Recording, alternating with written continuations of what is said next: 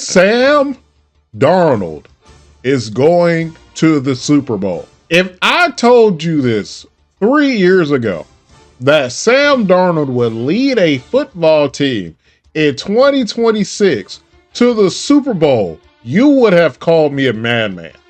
The Seattle Seahawks just beat the Los Angeles Rams by a score of 31-27, and this was an offensive game. There was touchdowns all over the place, but the Seahawks pull it off. They get a much-needed stop against the Seahawks defense when they needed to get a stop on that very last, well, it wasn't very, because they get a drive at the end, but in the fourth quarter, when they need to get a stop, when the Rams are at the goal line, they got what they needed, and the offense took care of the rest. This was a great game between two divisional teams. I did end up picking the Rams to win this game, but the Seahawks came out and they said, no, we not having none of that. So credit to the Seahawks and the Seahawks fans.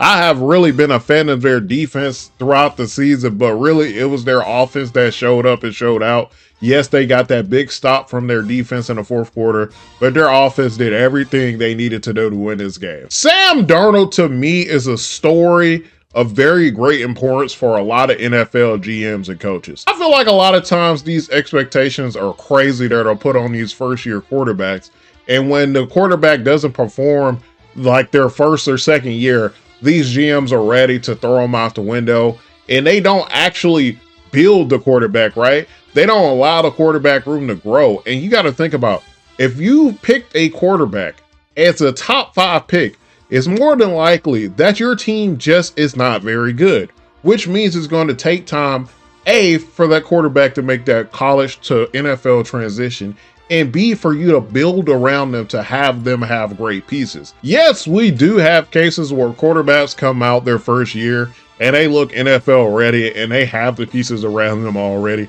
That is really rare that happens. 9 times out of 10, you need to allow your quarterback to grow. You need to allow your quarterback time to develop, right? You can't just come out and expect them to change your franchise around, because 9 times out of 10, they won't. So Sam Darnold was a quarterback that a lot of people had given up on, but he hadn't given up on himself. And that is the most important thing when it comes to being an NFL player, right? You'll have those down times. CJ Stroud is probably having a very down time. Everybody's memeing him. Everybody's calling him trash and stuff like that. But as long as you believe in yourself, you will be okay. And Sam Darnold never stopped believing in himself. He got an opportunity in Minnesota. And once he got that opportunity, and it's crazy how it happens, right? Because JJ McCarthy gets injured, right? He's out for the season. They're like, Sam Darnold, it's crazy how God and fate and stuff like that work, because it's like he wouldn't even gotten that opportunity, right? He gets that opportunity. He takes that opportunity, he runs with it. He has an incredible season. Obviously, it doesn't end how they would have wanted it to end if you're Minnesota.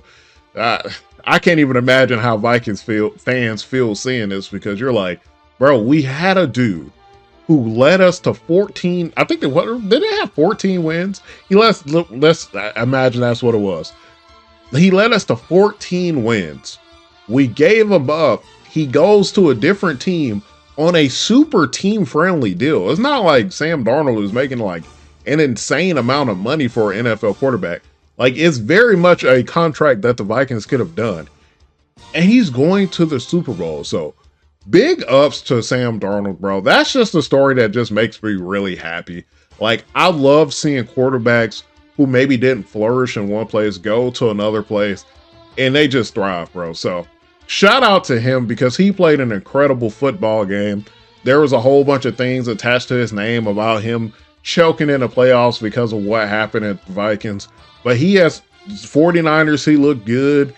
This game, he looked incredible, bro. So shout out to Sam Darnold. And JSN, I said this a few weeks ago, and I'm going to stand on it.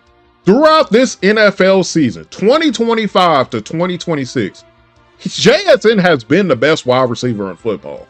You can make the argument for Puka, and I understand if you want to put Puka over him.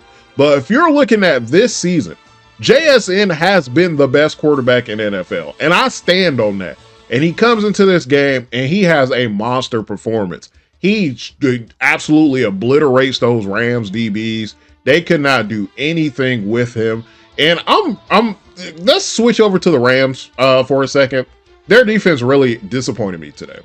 This was a defense that I thought was really good throughout the season. And that last drive really disappointed me because it felt like they were giving up. That penalty didn't make any sense to me. Like, it just felt like they could not get off the field on third down, right?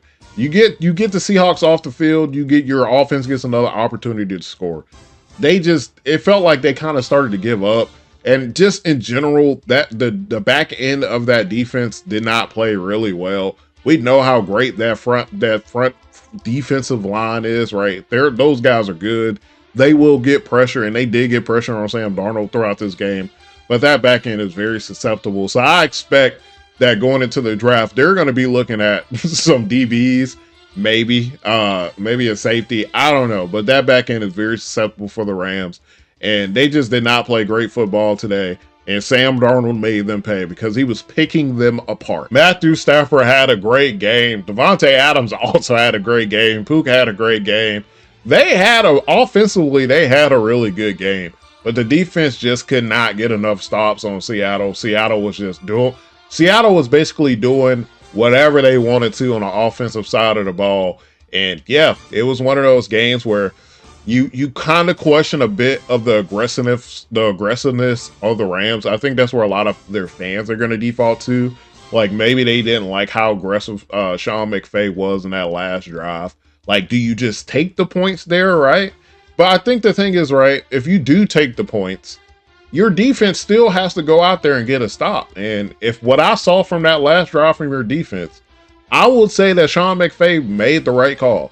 You go out there and you try to score a touchdown and you make Seattle's offense have to drive all the way downfield. You trust that your defense will bend but not break. But yeah, man, this was just a game where Seattle just played better. They were just a better team today. They're going to go on to the Super Bowl. Man, this is going to be a great matchup because I do think that Seattle defense is really underrated. I think that defense is better than a lot of people give them credit for. Oh, man, I'm just happy for them, bro. I'm happy for Seattle. Seattle has had a very interesting year, bro, because they also had baseball. I don't want to watch a ton of baseball, but I'm pretty sure, didn't their baseball team make it to the what is equivalent to the AFC and NFC championship? I forgot what it's called in baseball, but didn't their team make it there? Like, they were going against were they going against the Dodgers or the Blue Jays? I don't remember, okay? But I feel like the Seattle team made it to whatever is equivalent to the AFC/NFC championship. So they've had a really good sports year, and I'm happy. I'm mostly just happy for Sam Darnold, bro, because I love seeing stories of quarterbacks where the teams that they went to before basically gave up on them and they go and find success. And I think that just shows how important it is to develop quarterbacks, right? These young quarterbacks, you got to give them time, bro. They're not going to come in and just change everything. You have to give them time.